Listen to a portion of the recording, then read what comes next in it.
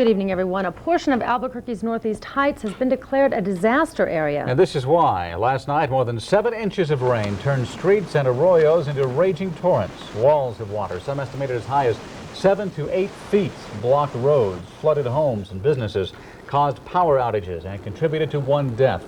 It's the heaviest rain in recent memory, one that will not be forgotten anytime soon.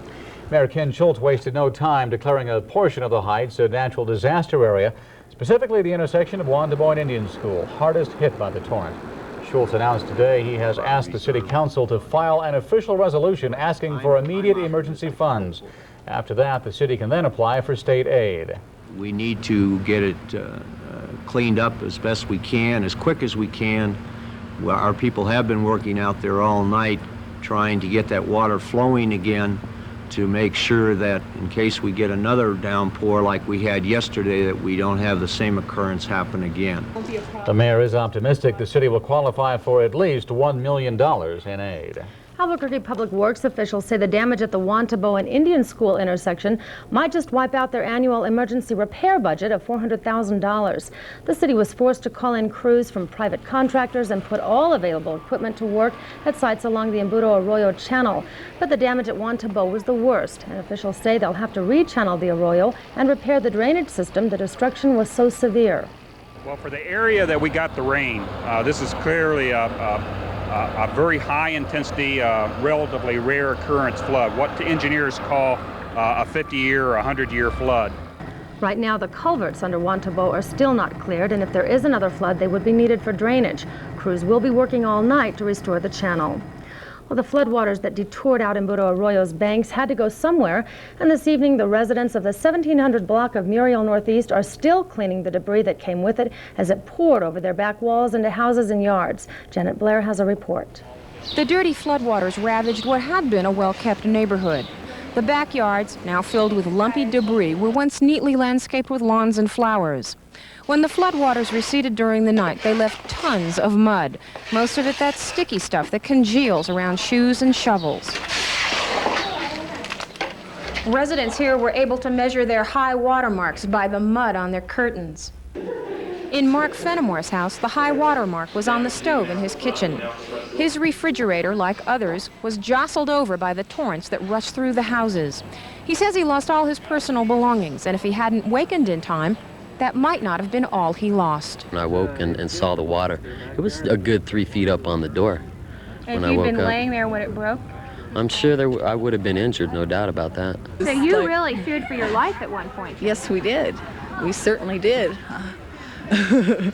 I was scared. I didn't know if the water was going to stop coming up. I didn't know how high. And I have a little 3-year-old, and I had to carry her. She had to be up out of the water because it was rushing fast through the house. For Debbie Powell and her young children, the nightmare started at dinner when Debbie heard a strange rumbling noise and found water rushing into her dining room. She and her children had to be rescued from their home. I found out this morning a man in the alley who had wrecked heard me screaming for help. He came over the wall and helped rescue one of my girls, and another man came from over there in a car and helped, to my understanding. And they helped us get over to the neighbors, and they let us stay there the night. The American Red Cross has been called in to help residents find shelter and lend assistance. Most of the homes on the east side of the street suffered damage to wallboards, doors, floor coverings, and cabinetry. Furniture was soggy and soiled. Larry Fenimore owns 2 of the homes on the block and estimates $50,000 total damages. He says it's a disaster for him and his tenants. There's no flood insurance, so I don't have any flood insurance, so we'll have to fix it ourselves is what we'll have to end up doing. Muriel Northeast residents were not the only ones with flood damage. People with goods in nearby storage units also suffered losses. A muddy mess. Everything, the boxes toppled over on the floor, and everything was wet, and most of it ruined. 2 area restaurants were also damaged, and officials estimate the total for public and private losses were figured into the millions of dollars. Janet Blair, Action 7 News. In addition to the devastating property loss, a 16-year-old girl was swept to her death as the floodwaters raged down in Embudo Arroyo.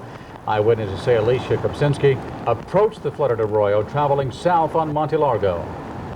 several cars would come up to the arroyo and they'd turn around and go back. And we saw this one car come up, stopped. It was going south on Monte Largo, and it pulled right into the water, and I couldn't believe that they were doing that. And then, of course, the car stalled, and it washed the car down to the bottom of the arroyo on the street, and it washed it over next to the rail. And the water kept getting higher and higher, and some other men saw it, and they ran down, but you couldn't get anywhere close to that car. And the water started going over the car so high that if you hadn't seen the car originally, you wouldn't have even known there was a car there because there was so much water. Ms. Krigo says she called police immediately as the girl's car traveled west down the arroyo. The car got stuck just east of Chelwood, and apparently the current was so swift it swept her out of the car.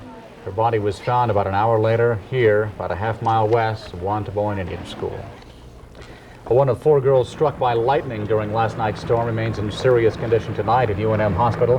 Officials say 21-year-old Mary Pena was standing underneath a tree in the 200 block of 63rd Northwest when she took a direct hit by a lightning bolt. 3 other girls standing nearby were treated for minor injuries. While the Northeast Heights was hit hardest by the storm, the city's west side also suffered some damage.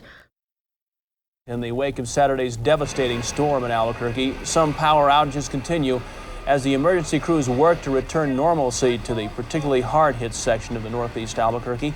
Workmen hope to have roadways and storm drains passable by 6 a.m. tomorrow.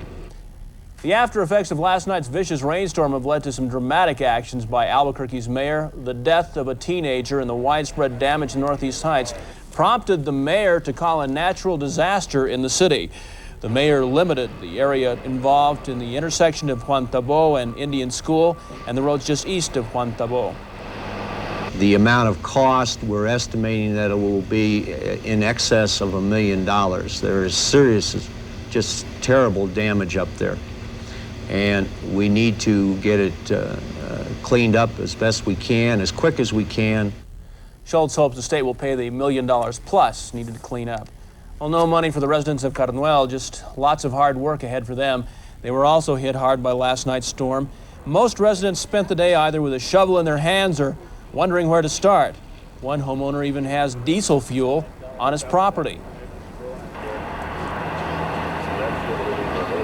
Last night we had it all over the place here, and the county came in and dumped all this dirt on it and buried a lot of it. Our main concern right now is that it'll get into the well, and that's our drinking water, and we're not drinking it right now. We're afraid that it's contaminated. Most of the residents up the mountain from Varela are just as bad off. They say they haven't seen anything this bad since 1954.